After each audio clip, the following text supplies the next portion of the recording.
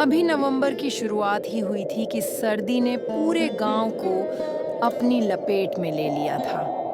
तेज ठंडी हवाएं चल रही थीं। खेत अब भी से ही खाली हो गए थे।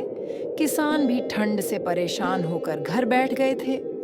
कारोबार और कामकाज सब ठंडा पड़ गया था। गांव के रास्ते सुनसान पड़े थे। सारे गांव वाले काफी गरीब थे और अभी से ही इतनी ठंड से परेशान थे। भाई, इस बार तो खून जमाने वाली सर्दी पड़ रही है। कोई काम करने का मन ही नहीं कर रहा। भाई, ये तो कुछ भी नहीं। आने वाले दिनों में बहुत ज्यादा सर्दी पड़ने वाली है। हम गरीब क्या करेंगे? हमारे पास तो इतने गर्म कपड़े भी नहीं हैं और कारोबार भी बिल्कुल ठंडे पड़े हैं। भगवान ही कृपा करे हम गरीबों पर। जहां चार लोग इकट्ठा होते, आपस में यही बातें करते। इसी गांव में एक गरीब लकड़हारा बिल्लू अपनी पत्नी ज्योति और दो बेटियों किरण और दीपा के साथ रहता था। एक शाम ज्योति अपने पति बिल्लू से कहने लगी। सुनिए जी, वो मैं कह रही थी कि घर का राशन बस 2-3 दिन का ही बचा है और लकड़ियां भी खत्म होने वाली हैं और बच्चियों के पास गरम कपड़े भी नहीं हैं। हम तो जैसे तैसे गुजारा कर लेंगे, पर इनका क्या होगा? ये तो अभी छोटी हैं। इतनी सर्दी है कि सारी रात ठंड से कांपती रहती हैं। मुझे एहसास है, ज्योति, इतनी कड़वी ठंड पड़ रही है कि मेरा तो जंगल जाने का मन ही नहीं करता। लेकिन कल मैं जरूर जंगल जाऊंगा, लकड़ियां इकट्ठा करूंगा, उन्हें बेचूंगा और राशन भी लेकर आऊंगा। हाँ हाँ, आप सुबह ही जाकर लकड़ियां जमा कर लाए, कुछ बेच दें और थोड़ा बहुत घर जलाने के लिए रख लें। ऐसा न हो कि बारिशें और बर्फबारी शुरू हो जाएं। सुना है इस बार कहर की ठंड पड़ने वाली है। मुझे बहुत फिक्र हो रही है। बिल्लू और झोटी भी पूरे गांव वालों की तरह इस कड़कड़ाती ठंड से बहुत परेशान थे। घर के हालात और दोनों बेटियों के लिए वे बहुत चिंतित रहते थे।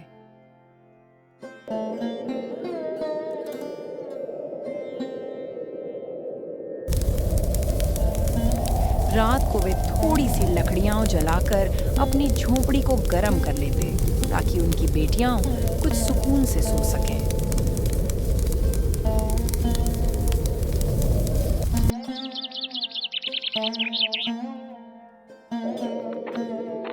सुबह होते ही बिल्लू जंगल की ओर निकल जाता है, मगर वह कुछ खास लकड़ियां जमा नहीं कर पाता। वह बस थोड़ा सा ही लकड़ियां लाकर घर पहुंचता है और झोटी से कहता है। मुझे माफ करना ज्योति, आज जंगल से बहुत कम लकड़ियां इकट्ठी हो पाईं। शायद लोग कड़ाके की ठंड की वजह से पहले ही बहुत सी लकड़ियां ले गए होंगे। लेकिन तुम फिक्र मत करना, मैं कल फिर जाऊंगा। यह सुनकर झोटी बहुत परेशान हो जाती है, पर अब किया ही क्या जा सकता था।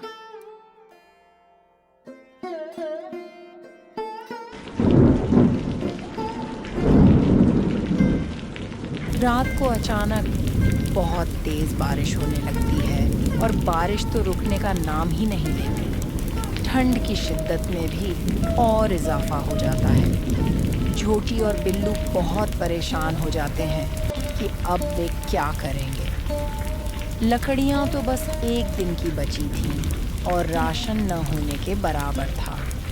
सारी रात बिल्लू परेशानियों में ही गुजार देता है।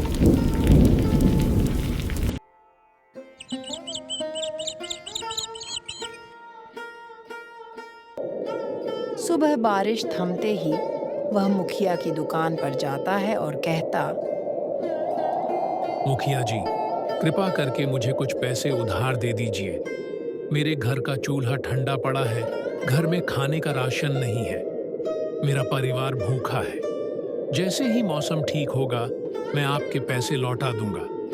वैसे भी मैं रोज लकड़ियां आपको ही बेचता हूँ। बहुत जल्द आपकी रकम पूरी कर दूंगा। जिसको देखो सुबह से पैसे मांगने ही आ रहा है। क्या मैंने यहाँ कोई धर्मशाला खोल रखी है? जाओ जाओ, जाकर अपना काम करो। मेरे पास कोई फिजूल पैसे नहीं है जो उधार देता फिरो। जाकर अपना कोई और बंदोबस्त करो। बिल्लू निराश होकर घर लौट आता है। उसकी पत्नी जोटी तो पहले ही बहुत परेशान थी। सुनिए, राशन तो बस आज रात का ही बचा है और लकड़ियां भी खत्म होने वाली हैं। अब क्या करेंगे? आप बाहर जाकर कोई और काम ढूंढ लें। जब जंगल पूरी तरह सूख जाएगा, तब लकड़ियां कहाँ से जमा कर पाएंगे? अभी भी पैसों की बहुत जरूरत है। ऐसे कैसे गुजारा होगा? हाँ झोटी, तुमने सही कहा। मुझे अब बाहर ही जाकर कोई काम ढूंढना चाहिए। वाकई ऐसे घर का गुजारा नहीं होगा। बिल्लू बेचारा काम की तलाश में इधर उधर भटकता रहा, लेकिन इतनी सर्दी की वजह से कामकाज वैसे ही ठंडा पड़ा था। उसे कहीं कोई काम नहीं मिला। वह फिर मायूस होकर घर आ जाता है और अपनी पत्नी से कहता, क्या करूं झोटी, बाहर बहुत पता किया पर कोई काम नहीं मिला। इतनी ठंड की वजह से सारे काम ठप पड़े हैं। शायद भगवान हमारा कोई इम्तिहान ले रहे हैं। मुझे अपनी नहीं, बस अपनी बेटियों की फिक्र है। भगवान, हमारे तेरे सिवा कोई नहीं है। तू ही हमारी मदद कर।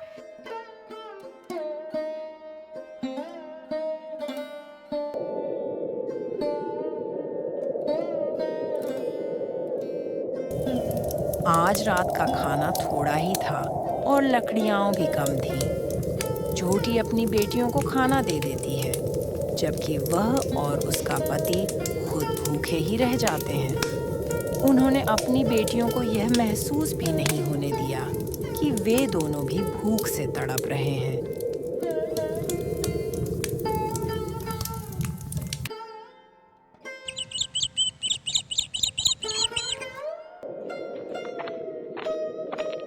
सुबह होते ही बिल्लू दोबारा काम की तलाश में निकल जाता है, इस उम्मीद के साथ कि आज उसे कोई काम मिलेगा और वह अपने घर कुछ राशन ले जाएगा।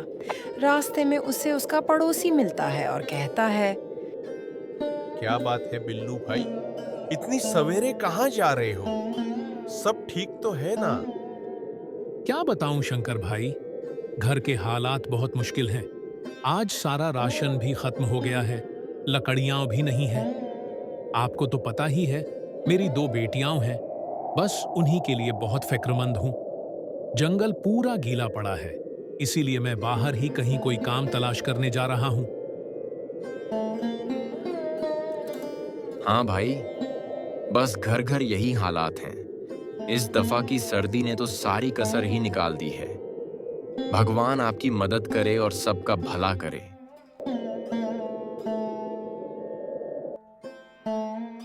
दूसरी तरफ किरण अपनी माँ से कहती है, माँ, हमें बहुत भूख लगी है।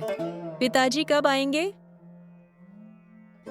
माँ, आप हमें गर्म कपड़े कब लेकर देंगी? इन कपड़ों में बहुत ठंड लगती है माँ। बच्चों की ये बातें झोटी को परेशान कर रही थीं, पर उसे उम्मीद थी कि बिल्लू शाम को जरूर कुछ न कुछ लेकर घर आएगा।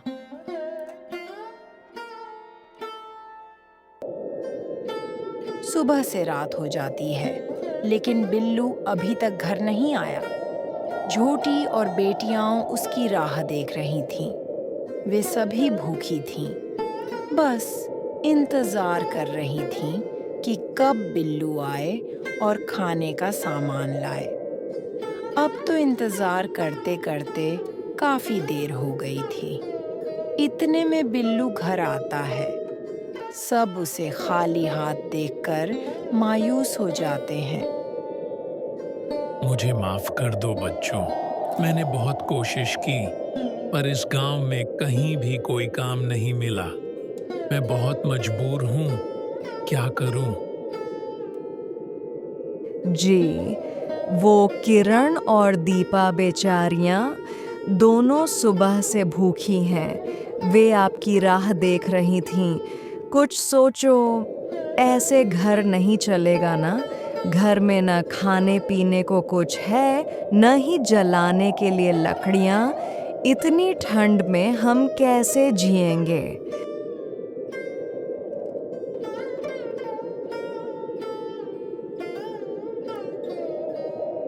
आज रात सब भूखे ही सो गए थे, पर बिल्लू को तो फिक्रों ने जगाए रखा।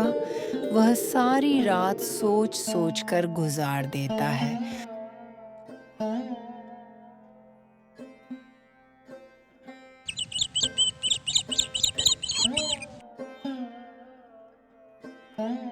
सुबह होते ही वह अपनी पत्नी से कहता है, छोटी, मैं सोच रहा हूँ कि शहर चला जाऊं। वहां कोई काम ढूंढ लूं, क्योंकि गांव में तो कोई काम नहीं है। तुम लोगों की ये हालत मुझसे देखी नहीं जाती, और ऊपर से ये सर्दी मार ही डालेगी। तुम किरण और दीपा को लेकर कुछ दिनों के लिए अपने भाई के घर चली जाओ। वह हैसियत में ज्यादा है। कम से कम तुम्हें 2 वक्त की रोटी तो मिल जाएगी। मैं जल्द ही कुछ पैसे कमा कर वापस आऊंगा, फिर तुम लोग भी आ जाना।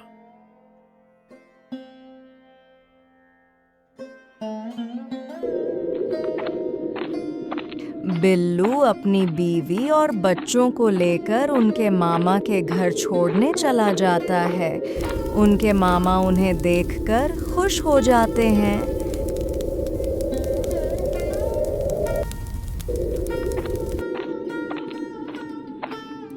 बिल्लू अपने परिवार को छोड़कर शहर चला जाता है। मामा तो अपनी बहन और भांजियों के साथ खुश था, लेकिन उनकी मामी को उनका यहाँ आना पसंद नहीं आया।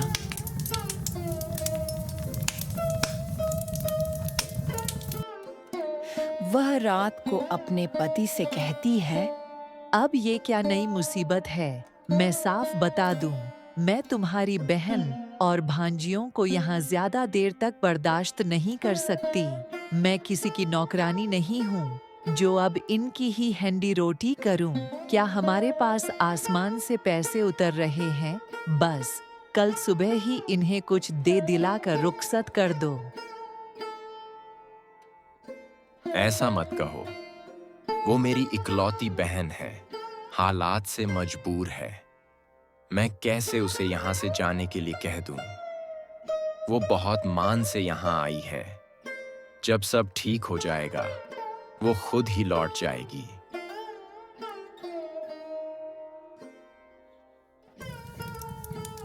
छोटी बगल वाले कमरे में बैठी अपनी भाभी की ये बातें सुन लेती है। उसकी आंखों में आंसू आ जाते हैं। उसका पति उसे बड़े मान से यहाँ छोड़कर गया था। उसका दिल टूट चुका था। वह बहुत ज्यादा दुखी हो जाती है।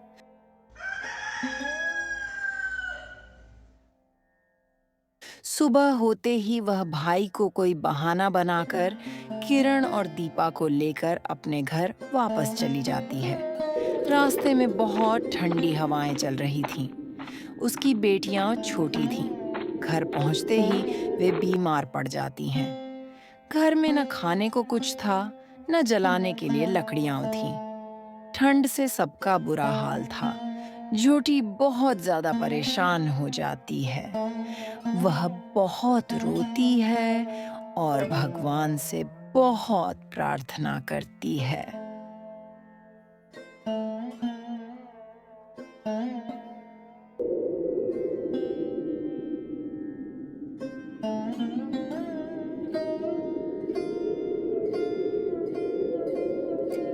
ठंड, बुखार और भूख से कांपती हुई अपनी बेटियों को देखना जोटी के लिए बहुत तकलीफदेह था।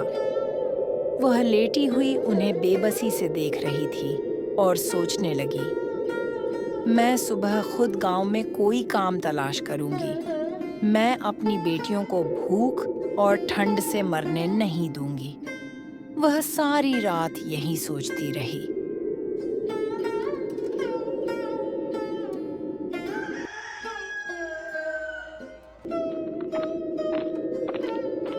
सुबह होते ही वह गांव में काम की तलाश के लिए निकल जाती है। काम ढूंढते ढूंढते वह दूसरे गांव तक पहुंच जाती है। वहां वह एक यखनी का ठेला देखती है, जहां लोग इतनी सर्दी में मजे से पी रहे थे। झोटी के मन में ख्याल आया, हमारे गांव में ऐसा कोई ठेला नहीं है। अगर मैं यही यखनी अपने गांव में बनाकर बेचूं, तो कमाई भी होगी और लोग भी मजे से पी सकेंगे।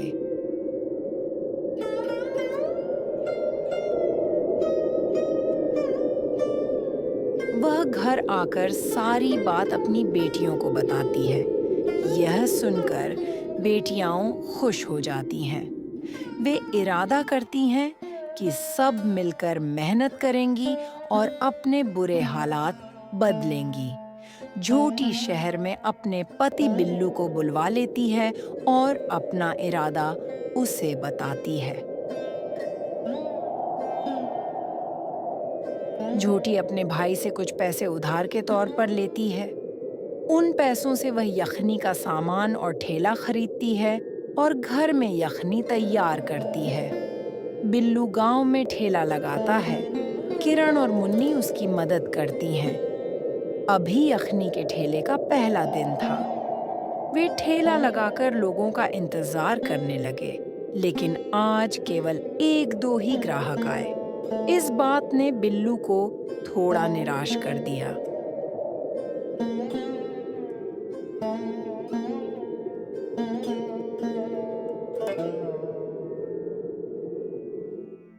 रात को वह झोटी से कहने लगा, झोटी, हमने कर्ज लेकर काम तो शुरू कर दिया है, लेकिन आज तो सिर्फ 2 ही ग्राहक आए। मुझे डर लग रहा है, अगर हमारा काम न चला तो हम कर्ज की रकम कैसे वापस करेंगे? देखिए, आज तो काम का पहला दिन था। काम धीरे धीरे ही बढ़ता है। आप भगवान पर पूरा भरोसा रखें और हिम्मत मत हारें। वह बिल्लू को बहुत दिलासा देती है। उसे पूरा यकीन था कि उनकी मेहनत जरूर रंग लाएगी।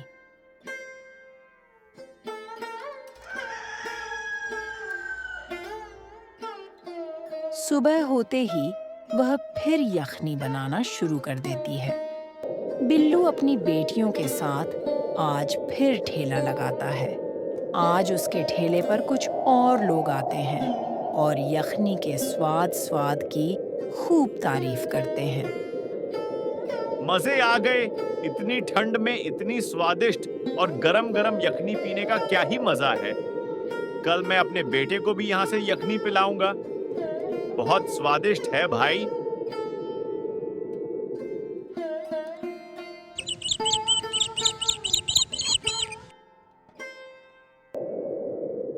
बस इसी तरह बिल्लू की यखनी के स्वाद ने लोगों के दिल जीत लिए। अब उसके ठेले पर काफी लोग आने लगे और इतनी ठंड में गरम गरम यखनी का स्वाद लेकर खुश होते थे। कुछ ही महीनों में झोटी, उसकी बेटियों और बिल्लू की मेहनत रंग ले आई। झोटी शुक्रिया के साथ अपने भाई का कर्ज चुका देती है, अपनी बेटियों के लिए अच्छी अच्छी खरीदारी करवाती है और अब उनके हालात पहले से बहुत अच्छे हो चुके थे।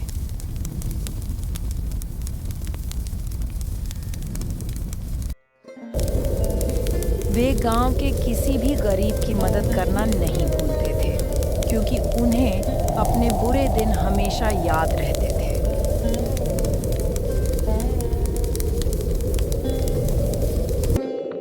वे हमेशा भगवान का शुक्रिया अदा करते।